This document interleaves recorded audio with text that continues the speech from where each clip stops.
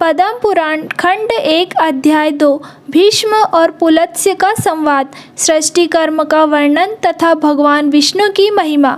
सूत जी कहते हैं, महर्षियों, जो सृष्टि रूप मूल प्रकृति के ज्ञाता तथा इन भावनात्मक पदार्थों के दृष्टा हैं, जिन्होंने इस लोक की रचना की है, जो लोक तत्व के ज्ञाता तथा योग वेत्ता हैं, जिन्होंने योग का आश्रय लेकर संपूर्ण चराचर जीवों की सृष्टि की है और जो समस्त भूतों तथा अखिल विश्व के स्वामी हैं, उन सच्चिदानंद परमेश्वर को मैं नमस्कार करता हूँ। फिर ब्रह्मा, महादेव, इंद्र, अन्य लोकपाल तथा सूर्य देव को एकाग्रचित्त से नमस्कार करके ब्रह्म स्वरूप वेद व्यास जी को प्रणाम करता हूँ। उन्हीं से इस पुराण विद्या को प्राप्त करके मैं आपके समक्ष प्रकाशित करता हूँ।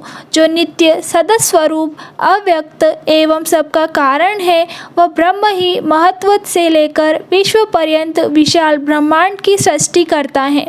यह विद्वानों का निश्चित सिद्धांत है। सबसे पहले हिरण्यमय तेजोमय अंड में ब्रह्मा जी का प्रादुर्भाव हुआ। वह अंड सब और जल से घिरा है।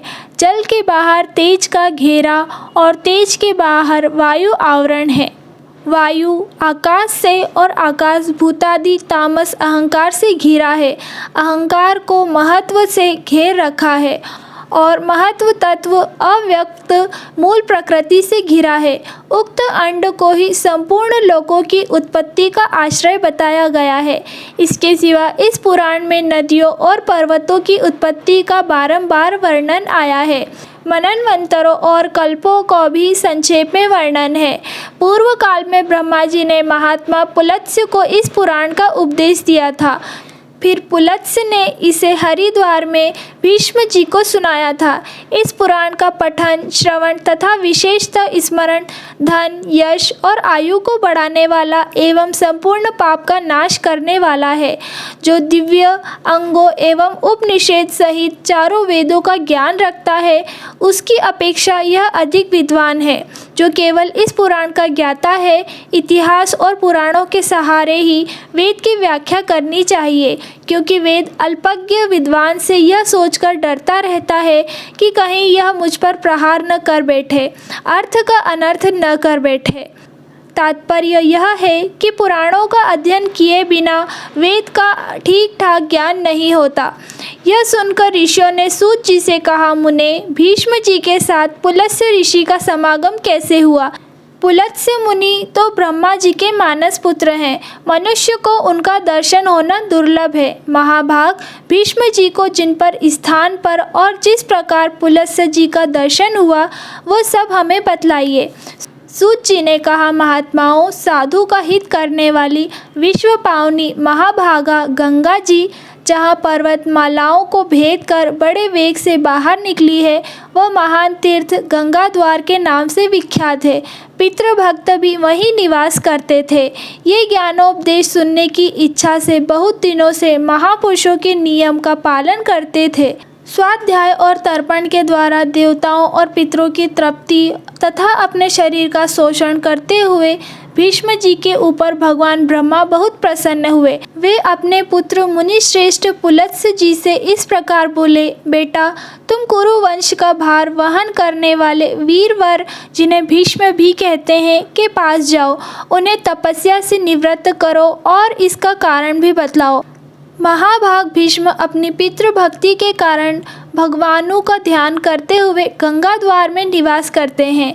उनके मन में जो जो कामना हो उसे शीघ्र पूर्ण करो, विलंब नहीं होना चाहिए। पितामह का वचन सुनकर मुनिवर पुलत्स्य जी गंगा द्वार में आए और भीष्म जी से इस प्रकार बोले, वीर, तुम्हारा कल्याण हो। तुम्हारे मन में जो इच्छा हो उसके अनुसार कोई वर मांगो। तुम्हारी तपस्या से साक्षात भगवान ब्रह्मा जी प्रसन्न हुए हैं। पुलत्स्य जी का वचन मन और कान को सुख पहुंचाने वाला था। उसे सुनकर भीष्म ने आंखें खोल दी और देखा पुलत्स्य जी सामने खड़े हैं। उन्हें देखते ही भीष्म जी उनके चरणों पर गिर पड़े।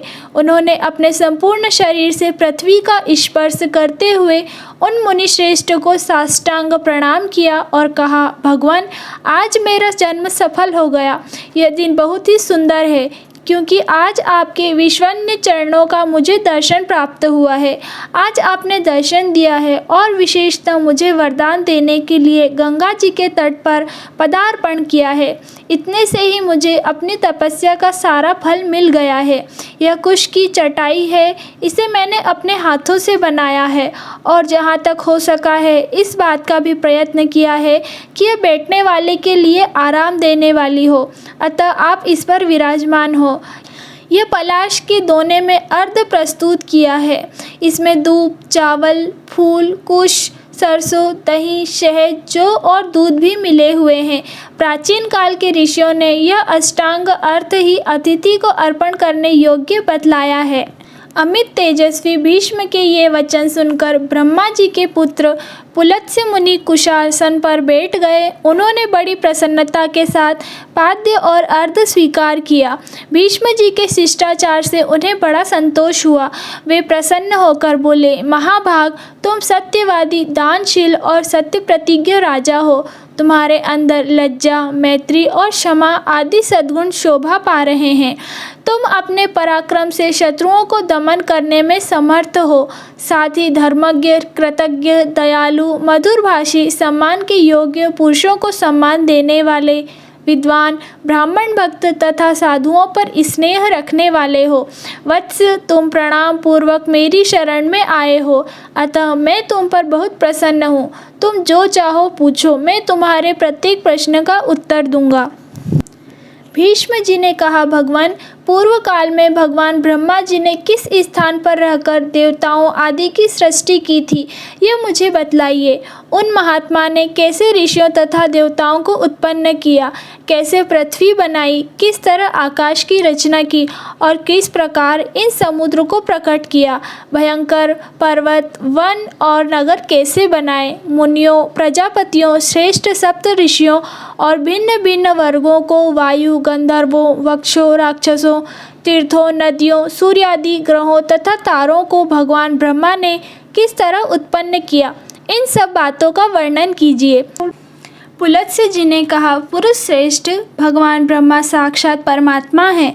वे पर से भी पर तथा अत्यंत श्रेष्ठ हैं। उनमें रूप और वर्ण आदि का अभाव है। वे यद्यपि सर्वत्र व्याप्त हैं तथापि ब्रह्म रूप से इस विश्व की उत्पत्ति करने के कारण विद्वानों के द्वारा ब्रह्मा कहलाते हैं। उन्होंने पूर्व काल में जिस प्रकार सृष्टि रचना की वह सब मैं तुम्हें बता रहा हूँ। सुनो, सृष्टि के प्रारंभ काल में जब जगत के स्वामी ब्रह्मा जी कमल के आसन से उठे तब सबसे पहले उन्होंने महत्व तत्व को प्रकट किया।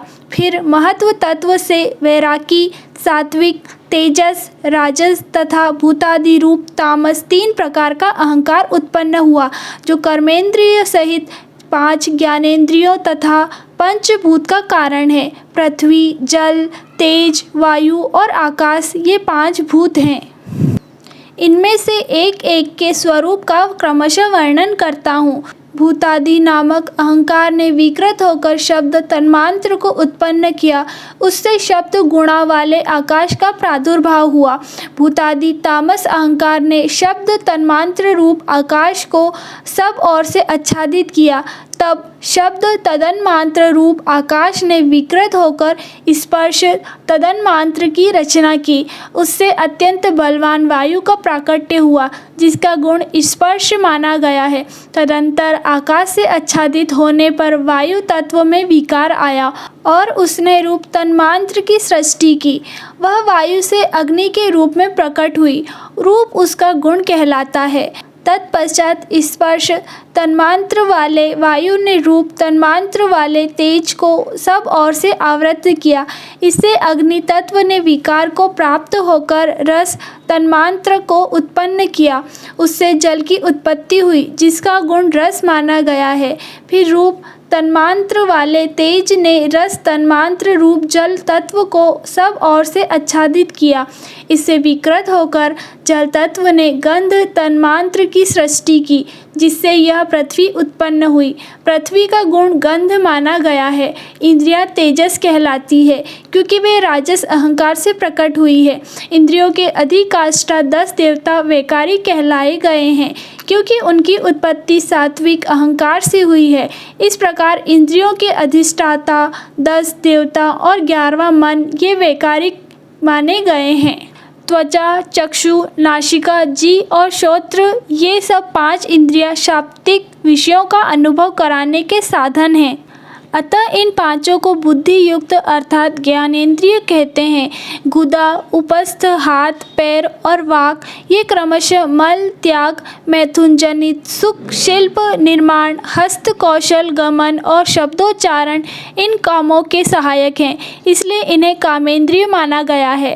वीर, आकाश, वायु, तेज, जल और पृथ्वी क्रमशः शब्दादि उत्तरोत्तर गुणों से युक्त है, अर्थात आकाश का गुण शब्द, वायु के गुण शब्द और स्पर्श, तेज के गुण शब्द, स्पर्श और रूप, जल के शब्द, स्पर्श, रूप और रस तथा पृथ्वी के शब्द, स्पर्श, रूप, रस एवं गंध वे सभी गुण हैं। उक्त पौधों भूत शांत, घोर और मूढ़ है, अर्थात सुख, दुख और मोह से युक्त है, अतः ये विशेष कहलाते हैं। ये 5 भूत अलग अलग रहने पर भिन्न भिन्न प्रकार की शक्तियों से संपन्न है, अतः परस्पर संगठित हुए बिना, पूर्णता मिले बिना ये प्रजा की सृष्टि करने में समर्थ न हो सके।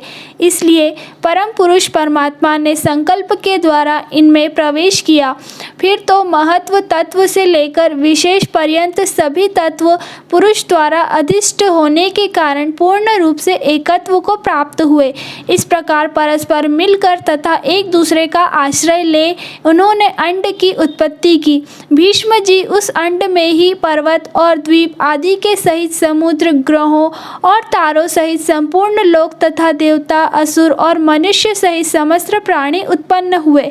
वह अंड पूर्व अपेक्षा 10 गुने अधिक जल, अग्नि, वायु, आकाश और भूतादि अर्थात तामस अहंकार से आवृत हैं।